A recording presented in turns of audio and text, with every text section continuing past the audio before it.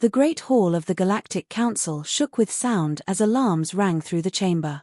Lights flashed red, and a deep voice echoed from the central speakers. Attention! Unknown fleet detected near Sol system.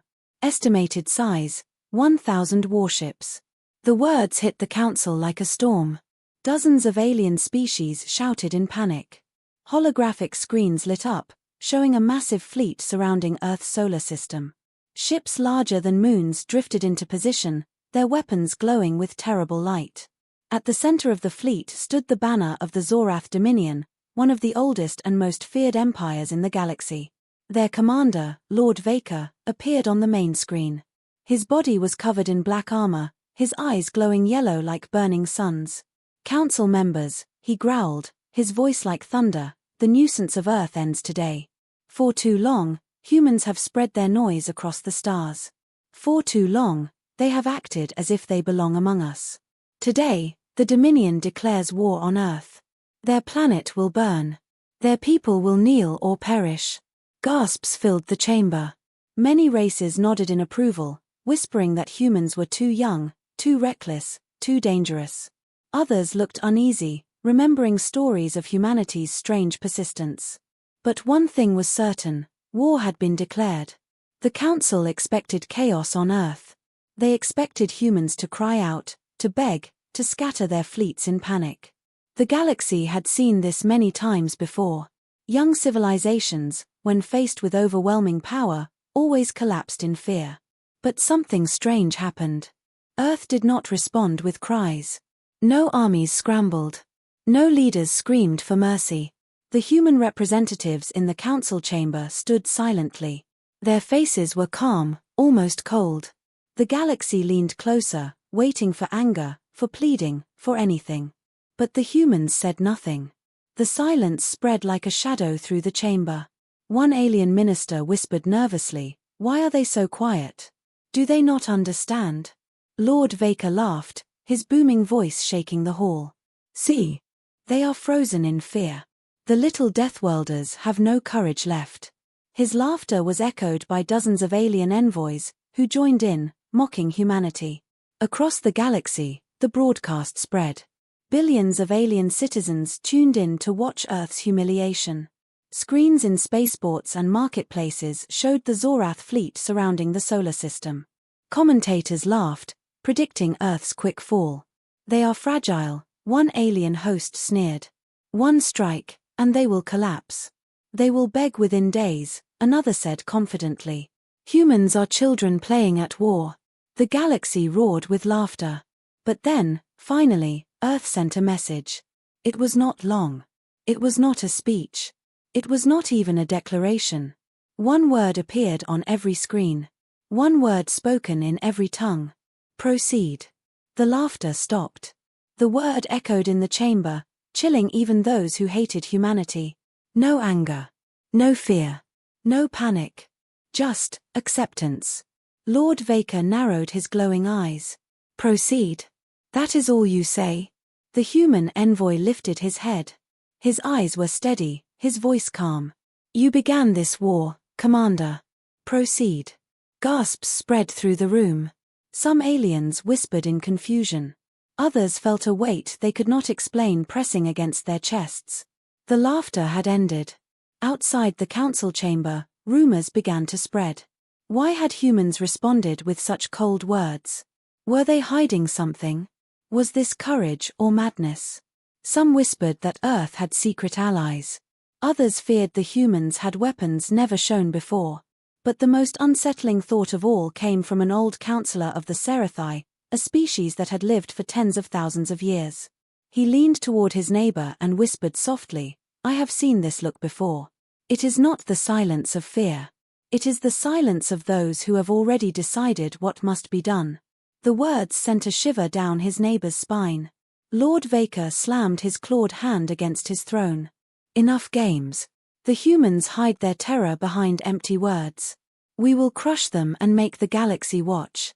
The feed ended, leaving the council chamber in heavy silence. For the first time, some alien species wondered if declaring war on Earth had been a mistake. The human envoy stood tall, his face unreadable. He gave no speeches, no threats, no pleas. He only repeated the single word that now hung over the galaxy like a storm cloud. Proceed. And in that silence, the galaxy felt something it had not expected. Unease. Because in every war before, young races begged, cried, or fought wildly in desperation. But humans had done none of these things.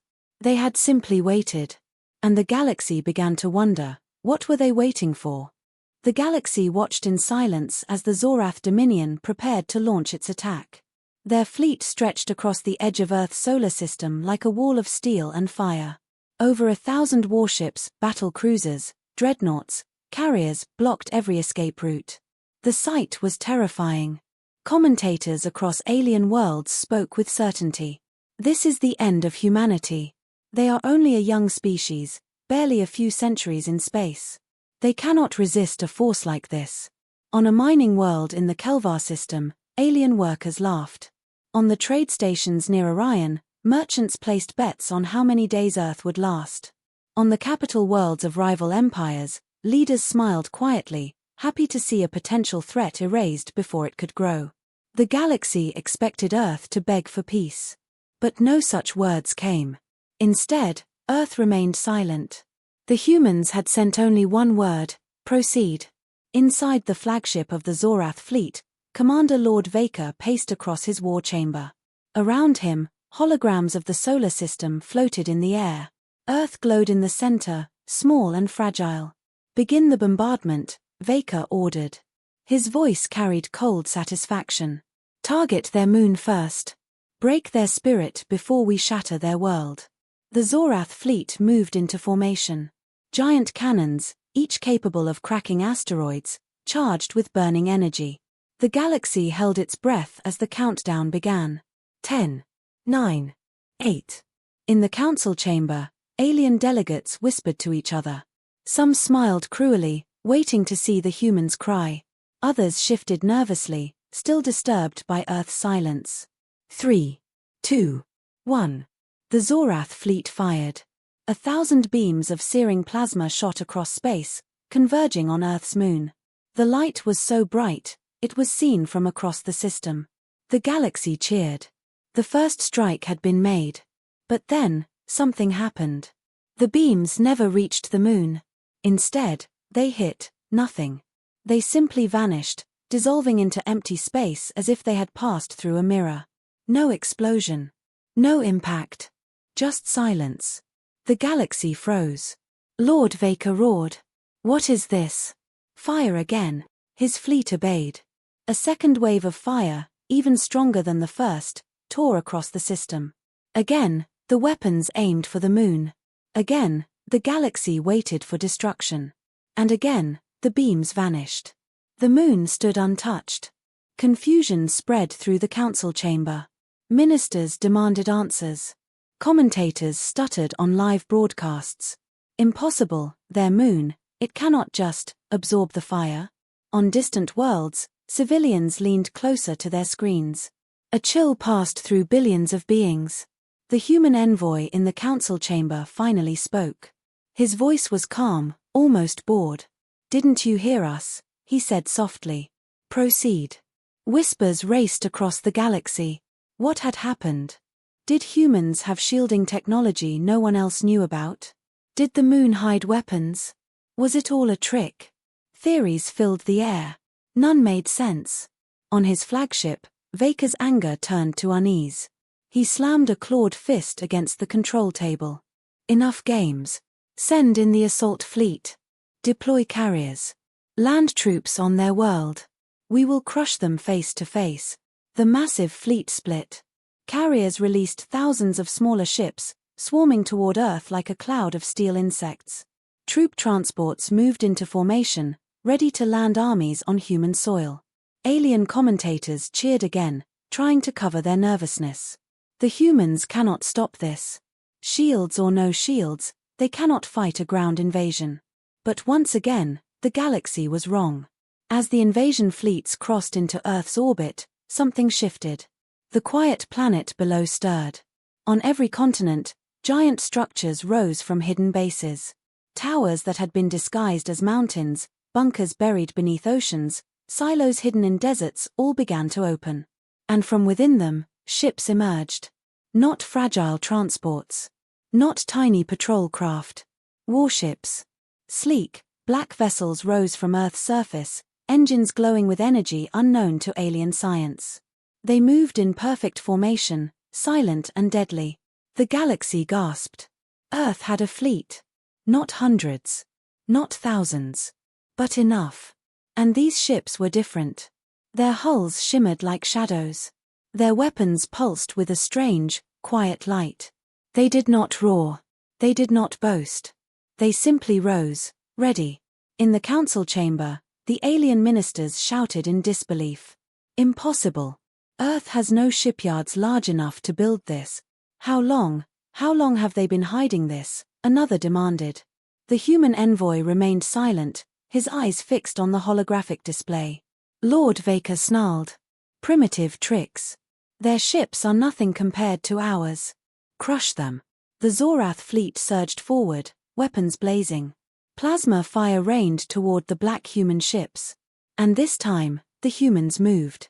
Their ships twisted like shadows, dodging fire with impossible grace. Beams struck them, but their strange hulls absorbed the blasts, bending the light away. Then the humans fired back. Silent beams of energy cut through Zorath warships as if their armor were paper. Whole cruisers split apart in seconds.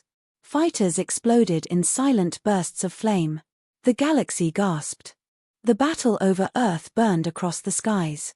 Alien screens everywhere showed the chaos in real time. The mighty Zorath fleet, once thought invincible, was being torn apart. Human warships, black and silent, moved like predators in the dark. Every strike from the humans was precise. Every maneuver was perfect. It was not the fight of an inexperienced species, it was the fight of something ancient, something that had been waiting. The galaxy trembled.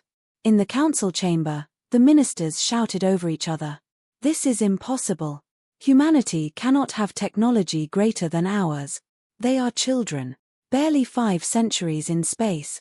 But look at them, whispered one elder, his voice shaking. Children do not fight like that. All eyes turned to the human envoy. He remained calm, his face unreadable. He did not boast. He did not explain. He simply watched as his people fought. On the flagship of the Zorath Dominion, Lord Vaker's fury turned to fear. His war council reported losses at every moment. 25 ships destroyed in the last wave, one officer shouted. Our dreadnought, the Iron Fang, has been split in two, another cried. Impossible, Vaker growled. They cannot. But then the flagship itself shook violently. The lights dimmed. Warnings blared. Shields collapsing. They've locked onto us. Vaker's claws gripped the control table. He looked at the image of the human fleet, still calm, still advancing. His rage boiled into terror. This is no young species, he whispered. This is something else. The humans pressed forward. But they did not speak. No broadcasts. No warnings. No threats. Their silence was worse than any words. It was the silence of hunters. Far from the battlefield, on the distant planet Kewar, a group of alien scholars gathered in a dark library. They studied ancient records, old carvings, and forbidden texts. One of them, a thin scholar with trembling hands, whispered, "I've seen this before." The others leaned close. Seen what? He unrolled an ancient scroll. The drawings were faded but clear. A dark fleet, black and silent, moving like shadows. The same shape. The same weapons. This is not new, the scholar said, his voice breaking. The humans are not showing us their future. They are showing us their past. The room went silent. Back on Earth, the black warships tightened formation. They fought like wolves, circling, striking, retreating, and striking again. No wasted movement. No hesitation. The galaxy's greatest war machine, the Zorath Dominion, was being dismantled piece by piece. But then, something even stranger happened. The human ships stopped. The battlefield went quiet. Both fleets drifted in space. The silence was heavy, unnatural. And then, the humans opened a channel. Every screen in the galaxy flickered. From the poorest worker on a mining rock to the richest merchant in a trade hub, every being saw the same image. A human commander, his face calm, his eyes sharp. His words were simple. You wanted war. Now you will have it. The channel closed. A shiver passed through the galaxy. Those words were not a threat. They were a promise. On Earth's surface, strange activity began. Massive doors opened beneath the oceans, releasing even more ships. Towers of light rose from deserts and frozen tundras, sending signals deep into space. And then the galaxy realized the truth. Earth was not alone. Signals echoed across star systems. Responses came back. One by one, more human fleets revealed themselves, hidden bases in asteroid belts, secret stations in nebula clouds, outposts in forgotten systems. Humanity had not been trapped on one world. They had been everywhere. Watching. Waiting. Preparing. Panic spread across alien worlds. Civilians whispered in fear. How long have they been hiding this? Are they stronger than the Dominion? Have they been among us all this time? In the council chamber, one minister slammed his hands against the table. This is not war. This is extermination. The elder minister spoke again, his voice low. No, this is balance. The galaxy forgot what humans are. Now we remember. On his crippled flagship, Lord Vaker gave his last order. Retreat. All ships retreat. But it was too late. The humans closed in. Their black warships surrounded the remnants of the Dominion fleet. Vaker's ships fired desperately, but it was useless. The humans struck once more. And then, the Dominion flagship itself was torn apart. The image of its destruction spread across the galaxy.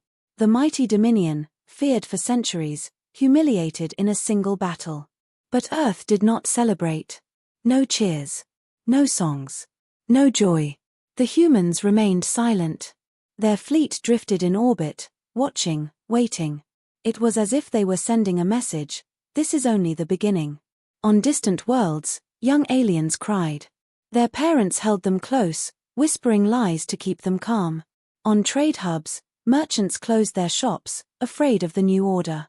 On military planets, generals held secret meetings, already planning defenses against the humans. But deep down, everyone knew the truth. There was no defense.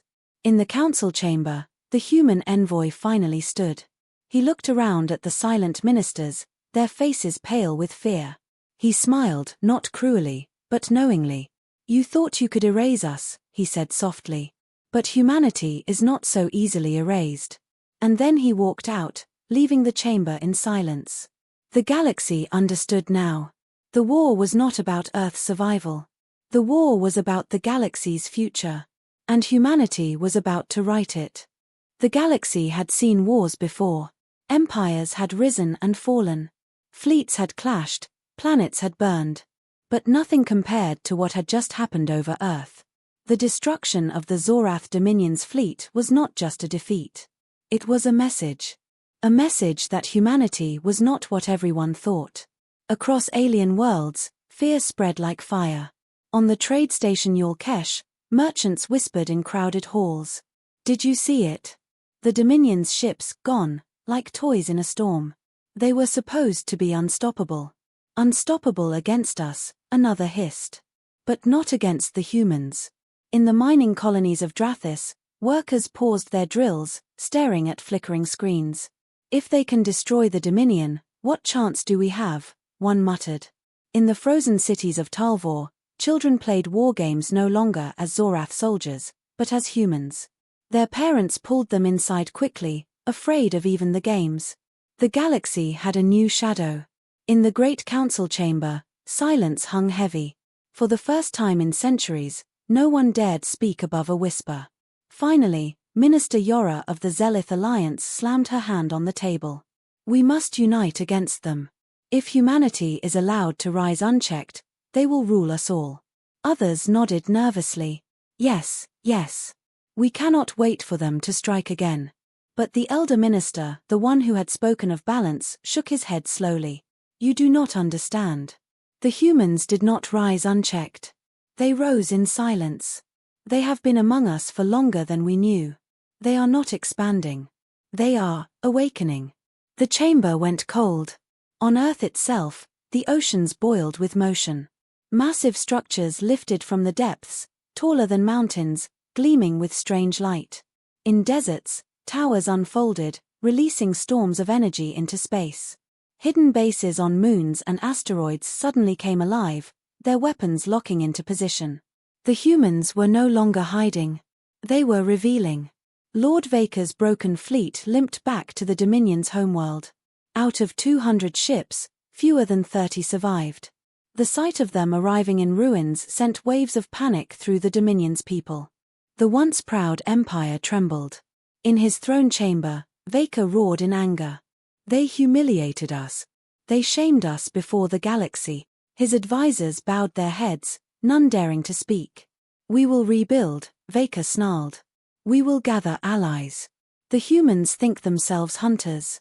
Let us show them the true predators of the stars. But even as he said it, doubt gnawed at him. The look in his officers' eyes told the truth. They were afraid. On the planet Kewar, the scholars who had uncovered the ancient scrolls gathered once more. The thin scholar who had spoken before pointed at the drawings again. Look at these markings, he whispered. They are not warnings. They are memories. Records of a war fought long ago. Another scholar frowned. You mean, humans fought before?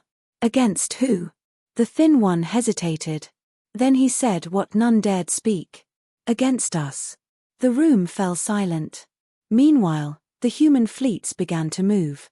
Not wildly, not in chaos. With purpose. They spread across sectors, establishing control points, surrounding trade routes, and cutting off Dominion supply lines. But they did not conquer planets. They did not enslave populations.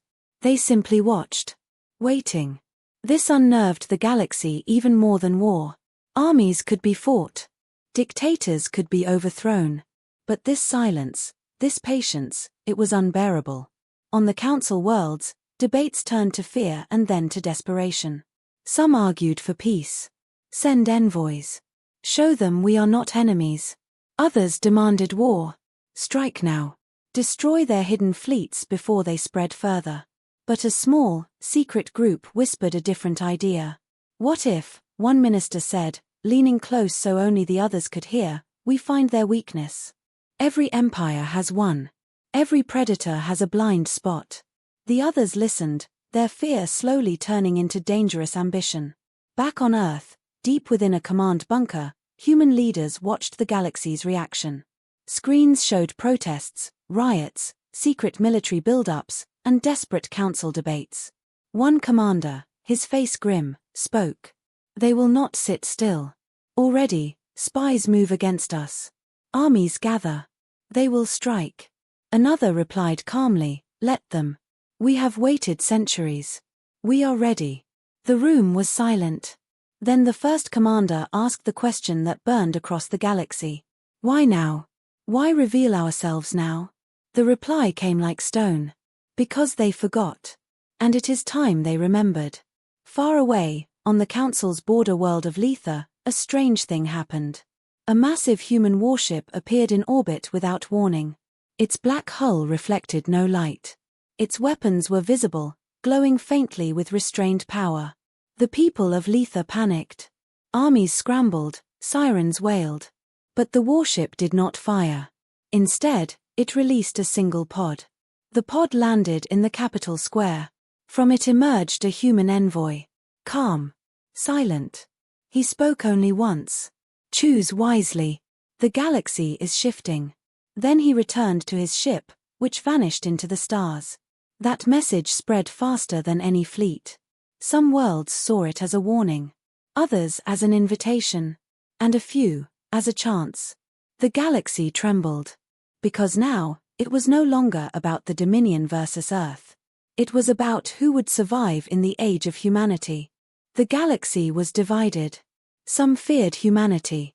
Others wanted to join them. And some, perhaps the most dangerous, dreamed of destroying them.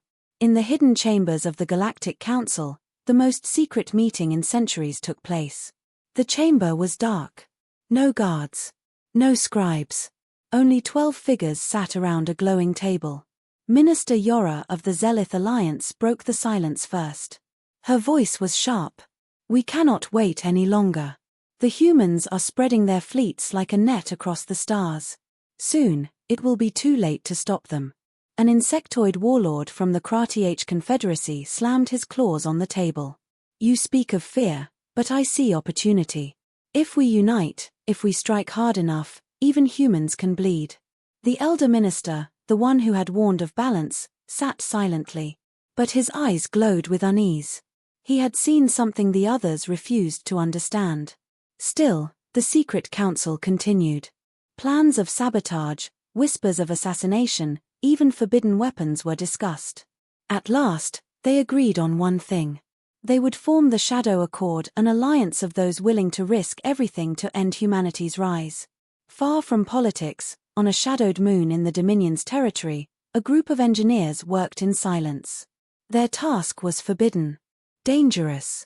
On the tables before them lay a weapon older than any empire, a relic from a time when stars themselves had been burned by war. They whispered its name like a curse. The Sunpiercer.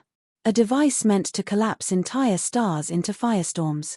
A weapon even the Dominion had sworn never to use. Now, the Shadow Accord planned to point it at Earth. But not everyone sought humanity's end. On the neutral world of Quental, a different meeting unfolded. Ambassadors from smaller races, those long oppressed by the Dominion and ignored by the Council, gathered in secret. One alien, frail and scarred, spoke with trembling hands. The humans, they do not conquer. They do not enslave. They reveal. Perhaps, in their rise, there is hope for us. Another nodded slowly. If they destroy the Dominion, who will stop them from destroying the Council too? The scarred one smiled faintly. Perhaps that is not a question of fear. Perhaps it is a question of choice. If humanity rises, we must rise with them. A quiet alliance was forming. Not of fear, but of hope. Meanwhile, on Earth, the humans already knew. In the deep bunkers beneath the Atlantic, commanders gathered around glowing maps. Lines of light showed alien fleets moving in secret.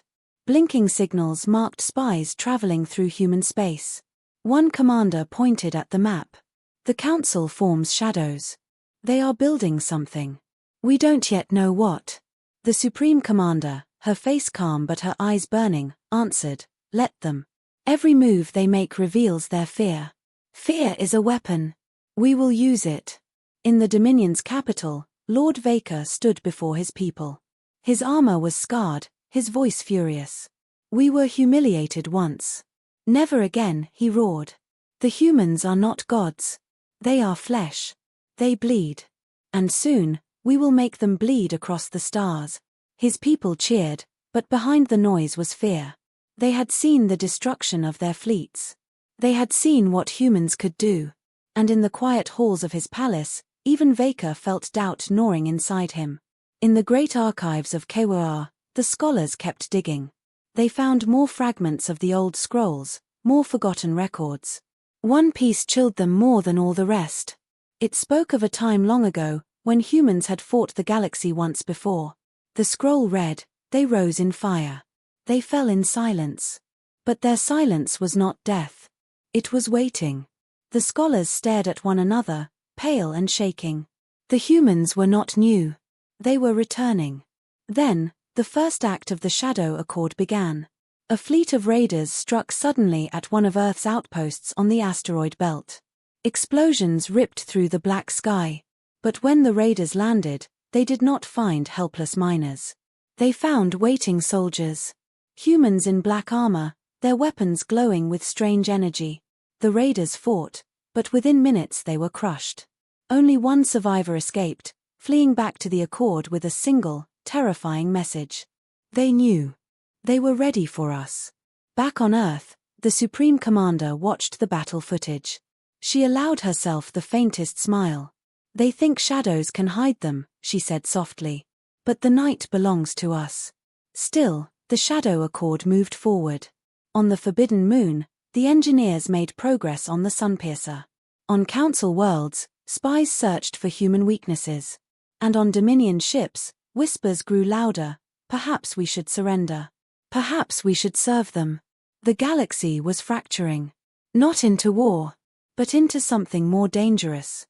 A war of belief. And in the middle of it all, humanity stood silent. Watching. Waiting. Because they already knew what the galaxy had not yet understood. This was not just a war of fleets. It was a war for the soul of the stars. The galaxy held its breath. Across the stars, whispers turned into fear. Fleets moved in shadows. Rumors spread faster than light. The Shadow Accord had prepared its weapon, the Sunpiercer, and pointed it at Earth. One strike, they believed, and the humans would burn. On the secret moon where the weapon lay, the engineers worked without sleep. The chamber shook with power. Machines groaned. Energy built like thunder caged inside stone. A commander of the Accord watched with cold satisfaction. When the Sunpiercer fires, he said, Earth's star will collapse. Their empire will end in fire. His words carried across hidden channels to ministers, warlords, and even Lord Vader himself. The galaxy waited. On Earth, humanity did not panic. In bunkers under oceans, in towers hidden in mountains, commanders sat at long tables of steel. Maps glowed, showing the weapon's energy spike. One officer whispered, "They mean to strike the sun itself." The Supreme Commander leaned forward. Her voice was calm, almost soft. "Then let them." The day came. The Sunpiercer roared to life. A lance of burning energy shot through the void, faster than any ship could travel, aimed at the heart of Earth's star. Across the galaxy, broadcasts spread. Aliens cheered. "The humans will be ash," they said. But when the beam struck, nothing happened. No firestorm. No collapse. The sun burned, bright and calm, as if nothing had touched it. Confusion spread. Then fear. Because as the weapon fired, Earth's skies lit with something older, deeper, and far more terrifying.